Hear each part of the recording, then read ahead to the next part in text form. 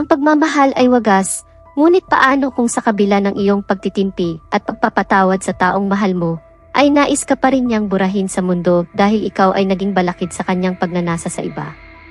Sa videong ito, dadalhin ko kayo sa bayan ng Australia upang balikan natin ang nangyari kay Lynette Joy Dawson, isang mapagmahal na may bahay na ang tanging hangad sa buhay ay magkaroon ng masayang pamilya kasama ang kanyang asawa at 2 anak. Isang araw, siya ay biglang naglaho at hindi na muling nagpakita kailanman. Nawala si Lynette Joy Dawson mula sa kanilang tahanan sa Sydney, Australia noong January 1982. Ang kanyang asawa na si Chris Dawson ay isang guro sa high school at dating professional na rugby league player.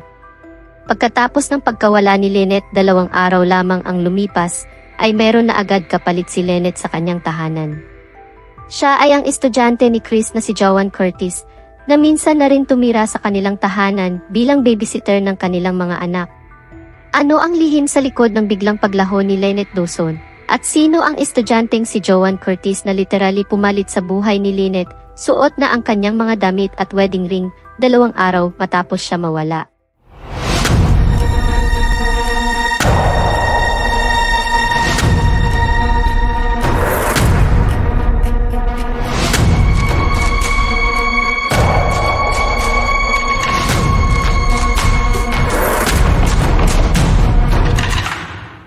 Si Lynette Joy Dawson ay ipinanganak noong May 5, 1948 sa estado ng New South Wales, Australia. Siya ay lumaki sa isang mapagmahal na pamilya, kasama at kanyang mga kapatid at magulang sa isang maliit ng bayan ng Clovelly na maituring na marangya na lokasyon ng Sydney. Si Lynette ay nag-aral sa Sydney Girls High School. Madalas gumagawa ang school ng mga event kasabay ang Sydney Boys High School, at noong 1965, sa parehong edad na 16, nakilala ni Lynette si Chris Dawson. Sila ay nagkamabutihan at naging magkasintahan, at sa kalaunan ay nagpakasal sa edad na 21 noong 1970 sa St. Jude's Church, Randwick, sa Sydney. Lumipat ang bagong kasal sa hilagang parte ng Sydney, ang lugar na Bayview. Dahil likas na matulungin at mapagmahal si Lynette sa kanyang kapwa, pinili niyang maging nurse sa isang lokal na hospital sa lugar, at kasabay nito nagtrabaho din siya ng part-time sa isang child care center. Pinangarap ni na Chris at Lynette ang isang malaking pamilya, ngunit nahirapan si Lynette na magbuntis. Sa mahabang panahon pagkatapos ng 6 na taon na wala pa ring supling, nagpasya si Lynette at Chris na mag-ampon na lamang ng isang bata. Ngunit sa kalaunan ay nabuntis si Lynette at nagkaanak ng isang batang babae, si Chanel, at sinundan pa ito ng isa pang batang babae na pinangalanan nilang Sharon. Labis ang saya ni Lynette sa kanyang pagiging may bahay at ina sa 2 anak nila ni Chris.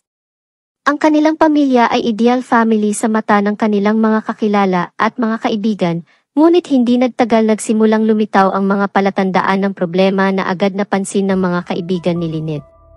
Napansin nila ang mga bruises at sugat sa kanyang katawan, pero nang tanungin tungkol dito, sinabi ni Lynette na wala lamang ito at huwag mag-alala. Tinuturing din si Chris na isang mapagmahal na asawa na hindi kailanman nagpakita ng mga palatandaan ng magaspang na ugali, kaya't sinubukan ng kanilang mga kaibigan na huwag makialam kung ano man ang problema sa kanilang pagsasama, at umaasa na lamang na malulutas ng mag-asawa ang kanilang problema.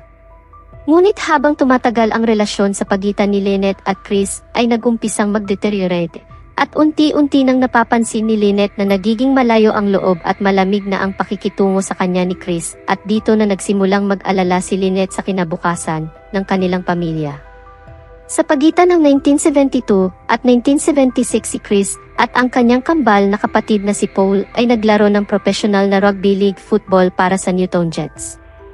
Noong 1975, lumabas ang magkapatid na Dawson at ang kanilang mga asawa sa programang dokumentaryo ng Iblis na Checkerboard, upang talakayin kung paano nakaapekto ang pagiging kambal sa kanilang buhay. Nang matapos ang kanilang mga karera sa rugby, ang magkapatid na Dawson ay nakahanap ng trabaho bilang mga guro ng physical education sa Cromer High School malapit sa Sydney. Ayon sa ulat, ang kambal na Chris at Paul ay regular na nakikipagtalik sa kanilang mga estudyante. Noong 1981, nagsimulang makipagtalik si Chris sa kanyang estudyante na si Joanne Curtis. Si Joanne Curtis ay isang troubled child na mayroon ding kinakaharap na problema sa kanilang tahanan kasama ang kanyang ina at stepfather. Napansin kaagad ni Chris ang maganda at batang si Joan. Agad niya itong binigyan ng espesyal na atensyon, at dahil sa murang edad ni Joan, mabilis na nahulog ang loob niya sa kanyang guro. Dito nagsimula ang kanilang madalas na pagtatalik, na unang naganap sa tahanan ng mga magulang ni Chris. Sinabihan ni Chris si Joan na huwag ipagsabi kahit kanino ang nangyari sa kanila. Dahil nahulog na ang loob ni Joan sa kanyang guro, naging madalas na ang kanilang pagtatahalik na naganap sa sasakyan ni Chris, sa opisina ng paaralan, at mismo sa tahanan nila Chris at Lynette. Marahil nagtatanong kayo kung bakit nagagawa nila ito sa mismong bahay nilang mag-asawa. Dahil lumalalim na ang bawal na relasyon ni Chris sa kanyang estudyante, sinabi niya kay Lynette na may papatirahin silang estudyante sa kanilang bahay. Ipinaliwanag niya na gagawin nilang babysitter ang estudyanteng ito para sa kanilang mga anak dahil wala na itong mapupuntahan sanhi ng mga problema sa kanilang tahanan. Bagamat isang likas na matulungin si Lynette sa kapwa, tila ay may alinlangan siya sa mungkahi ni Chris na tumira ang estudyante sa kanilang tahanan. Labis siyang nag-aalala sa mga problemang kinkaharap nila bilang mag-asawa at ayaw niyang meron ibang tao na titira sa kanilang tahanan. Pumayag din siya sa kalaunan dahil sa pag-i-insist ni Chris. Walang kamalay-malay si Lynette na ang estudyanteng tinutulungan nila na si Joan Curtis ay kalaguyo pala ng kanyang asawa na si Chris. Habang nakatira si Joan sa bahay ni Lynette at Chris, ipinagpatuloy nila ang kanilang bawal na relasyon na walang kamalay-malay si Lynette. Madalas pa rin ang kanilang pagtatalik kahit na nasa bahay si Lynette, kadalasan ginagawa nila ito habang siya ay natutulog. Hindi nagtagal ay nahalata ni Lynette na may kakaibang nangyayari sa kanyang tahanan sa pagitan ng kanyang asawa na si Chris at sa kanilang babysitter na si Joan.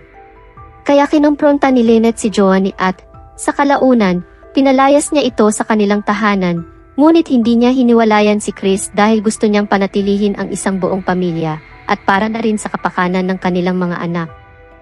Hindi naman lumayo si Joan dahil linipat lang siya ni Chris sa bahay ng kambal niyang si Paul na ilang metro lamang ang layo sa kanilang bahay. Kadalasan, pumupuslit si Joan sa bahay ni Chris at Lynette at doon ipinagpatuloy ang kanilang kataksilan. At dahil tila nahirapan sila sa ganitong arrangement, napagpasyahan ng dalawa na magtanan na lang at magpakalayo-layo. Agad silang pumunta sa Queensland at nag-iwan ng sulat si Chris para kay Lynette na iiwan na niya ito para kay Joan. Sa Queensland, namuhay na parang mag-asawa si Joan at Chris ng ilang araw. Ngunit sa edad na 16, tila nakaramdam ng takot si Joan sa kanilang ginagawang paglayo sa pamilya at mga taong malapit sa kanila, kaya't walang nagawa si Chris kundi bumalik na lamang silang dalawa sa Sydney. Bumalik si Chris sa kanyang tahanan habang bumalik na si Joan sa kanyang pamilya. Pero wala pa ring planong magbago ni Chris sa katunayan. Noong New Year's Eve, hindi umuwi ng bahay si Chris at si Joan ang kasama niya sa magdamag. At hindi maipaliwanag ang sakit na nararamdaman ni Lynette sa ginawa ni Chris. Sa kabila nito, hindi nawala ng pag-asa si Lynette na maayos ang kanilang relasyon mag-asawa. Sinabihan niya si Chris na ayusin nila ang kanilang marriage at subukan na pumunta sa isang marriage counselor upang sumailalim sa isang marriage therapy. Hindi pumayag si Chris, ngunit nakumbinsi naman siya ni Lynette sa kalaunan. Naging maganda naman ang resulta ng kanilang therapy at tila nagbago ng pakikitungo ni Chris sa kanyang asawa. Noong January 8, 1982 nag-usap si Lynette at ang kanyang ina sa telepono at napansin ng kanyang ina na tila hindi maayos ang pagsasalita ni Lynette dahil sa kalasingan. Ang sabi lamang ni Lynette sa kanyang ina ay okay na sila ni Chris at sila ay nag-iinuman bilang selebrasyon sa kanilang pagbabalikan. Ngunit nagtaka noon ang ina ni Lynette dahil hindi naman umiinom si Lynette. Nag-mention din ang ina ni Lynette na magkikita sila kinabukasan para sa isang family gathering sa beach. Ang pinakamasaklap pa dito, ito na pala ang huling pag-uusap ni Lynette at ng kanyang ina. Hindi sumipot si Lynette sa beach gathering ng pamilya. Nang magtanong ang ina ni Lynette kay Chris kung nasaan si Lynette, ang kanyang sagot ay hinatid niya ang kanyang asawa sa bus stop ng umagang yon dahil pupunta siya sa tindahan upang ibalik ang ilang damit na hindi kasya, gayunpaman hindi na siya bumalik sa bahay. Doon nagsimulang mag-alala ang mga kamag-anak ni Lynette. Kinagabihan tinawagan ni Chris ang nanay ni Lynette at sinabi sa kanya na kinontak siya ng kanyang asawa sa telepono at sinabing huwag mag-alala at hindi muna siya babalik ng bahay. Bagamat posibleng gawin ito ni Lynette dahil sa sakit na nararamdaman sa pagtataksil ng kanyang asawa na si Chris, hindi maintindihan ng kanyang pamilya kung bakit nagawa niyang iwanan ang kanyang dalawang malilit na mga anak na mahal niya higit pa sa anumang bagay sa mundo. At hindi ni minsan tumawag si Lynette sa kanyang pamilya na nagdagdag lamang sa kanilang pag-alala. 2 araw matapos mawala si Lynette, tuluyan ng pinalipat ni Chris si John sa kanyang tahanan. Kalaunan, ginagamit na ni John ang mga damit ni Lynette at pinasuot ni Chris kay John ang wedding ring ni Lynette. Doon na rin natutulog si John sa matrimonial bed ni na Chris at Lynette. Ang napakasakit pa dito, sinabihan ni Chris ang dalawa niyang maliliit na anak na si Lynette ay hindi nila tunay na ina at si John ang kanilang tunay na ina. Mula noon, tuluyan ng binura ni Chris si Lynette sa kanilang tahanan, ngunit nagtataka pa rin ang mga bata kung nasaan ang kanilang ina na si Lynette. Lumaki ang mga bata sa piling ni Chris at Joan. Inilarawan ng mga bata na walang anumang pagmamalasakit sa kanila si John, pero ito ay marahil dahil siya lamang ay 16 years old na napasubo sa napakaagang pag-aasawa at pagkakaroon ng pamilya. Noong 1993, na-finalize ni Chris ang diborsyo kay Lynette at pinakasalan si Joan. Nagkaroon sila ng isang anak sa 12 taon na pagsasama pero sa kalaunan ay nakipaghiwalay si Joan kay Chris. Bago dito, 6 na linggo matapos mawala si Lynette, doon pa lamang ni-report ni Chris ang kanyang pagkawala. Sinabi niya sa mga pulis na lumayas si Lynette dahil sa labis na paggamit ng bank card at may duda siya na sumali si Lynette sa isang religious cult kahit na ang alam ng malalapit sa kanya ay hindi naman siya relihiyosa o pumupunta ng simbahan si Lynette. Pinalathala din ni Chris sa isang dyaryo ang paghahanap niya kay Lynette sa pamamagitan ng isang public notice na may salitang, "Lynette, I love you, we all miss you. Please ring. We want you home." Samantala, pinaniwala ni Chris ang mga kapamilya ni Lynette na palagi pa rin silang nag-uusap ni Lynette at sinasabing hindi muna siya uuwi dahil kailangan pa niya ng time. Samantala, ang mga nagtatakang kaibigan ni Lynette ay nagkomento na hindi kaya ni Lynette na basta na lang iwanan ang kanyang mga anak at nagtataka din sila kung bakit si Chris lamang ang tinatawagan ni Lynette at hindi ang kanyang pamilya. Sinabihan ni Chris ang mga pulis na marami siyang taong tinawagan para tulungan siyang hanapin ang kanyang asawa, ngunit ito ay kasinungalingan lamang at kailanman hindi siya gumawa ng anumang hakbang para hanapin ang kanyang asawa. Tinago din ni Chris sa mga pulis na mayroon na siyang dinalang 16 years old na kalaguyo sa kanilang tahanan. Ito na sana ay magiging red flag sa pagkawala ni Lynette na magdudulot ng masusing investigasyon sa isang foul play. Ang sinabi lang niya sa mga pulis ay mayroon silang hindi pagkakaunawaan na mag-asawa dahil sa labis na paggasta ni Lynette at paggamit ng kanilang bank card. Sa kasamaang palad, dahil hindi naman kahinahinala, dahil meron naman mga pangyayari na lumalayo ang isang tao sa kanyang pamilya, hindi na umusad ang pag-iimbestiga ng mga pulis. Lumipat ng Queensland si Chris at John kasama ang buong pamilya. Sa kalaunan, dahil sa murang edad ng pagkasadlak sa pag-aasawa, pagiging ina at pagiging stepmother, hindi na kayanan ni John ang ganitong pamumuhay at nagpa siyang humiwalay kay Chris. Agad siyang pumunta sa mga kamag-anak ni Lynette at nagsiwalat ng mahalagang impormasyon na nagdulot ng muling pagbukas sa kaso ng pagkawala ni Lynette. Sinabi niya na malaki ang kanyang suspetsa, na hindi nawawala si Lynette at ito ay pinatay ni Chris. Siniwalat niya na 1 buwan bago mawala si Lynette, sinabi sa kanya ni Chris na mag-hire ng hitman para burahin na siya sa mundo. Sa araw ng kanyang pagkawala, sinabihan niya si Joan na wala na si Lynette at hindi na muling babalik. Sinabi din niya sa kapulisan na hukayin ang likod ng kanilang bahay sa Bayview. Sinailalim si Chris ng investigasyon ng mga pulis, ngunit git ni Chris na nais lamang siraan ni John si Chris upang masolo ang kustodiya ng kanilang nag-iisang anak. Kinuha ng pulis ang mga telepono mula kay Chris at sa kanyang kambal na si Paul, ngunit walang nakitang kahina-hinala kaya ang mga investigador ay muling nag-abandona ng kaso. Lumipas ang 9 years. At sa year 2000 muling nabuhay ang kaso. Nagpasya ang mga pulis na hukayin ang likod bahay ng lumang tahanan ni Chris ngunit dahil hindi sapat ng pondo isang bahagi lamang ng paligid ng pool area ang hinukay. Ang lugar na ito ang pinili matapos makipag-usap ang pulis sa bagong may-ari ng bahay ayon sa kanila sa panahon ng pagbenta. Paulit-ulit na tinanong sila ni Chris kung meron ba silang balak na baguhin ang lugar sa pool area. Ngunit sa paghuhukay ang tanging bagay na nakita na pulisya ay isang pink na cardigan na maaring pinagmamay-ari ni Lynette. Ngunit nang suriin sa DNA testing analysis, hindi ito tumugma kay Lynette. Isang taon ang lumipas, muling binigyan ng pansin ang kaso. Sa pagkakataong ito, nag-conclude ang Deputy State Prosecutor na si Lynette ay pinatay ng isang taong kilala niya.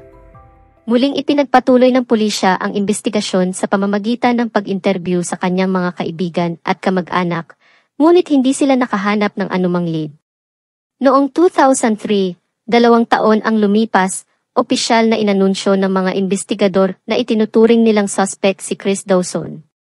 Nais nilang sampahan siya ng kaso ng pagpatay, ngunit hindi ito natuloy dahil sa kakulangan ng matibay na ebidensya upang siya ay maparusahan.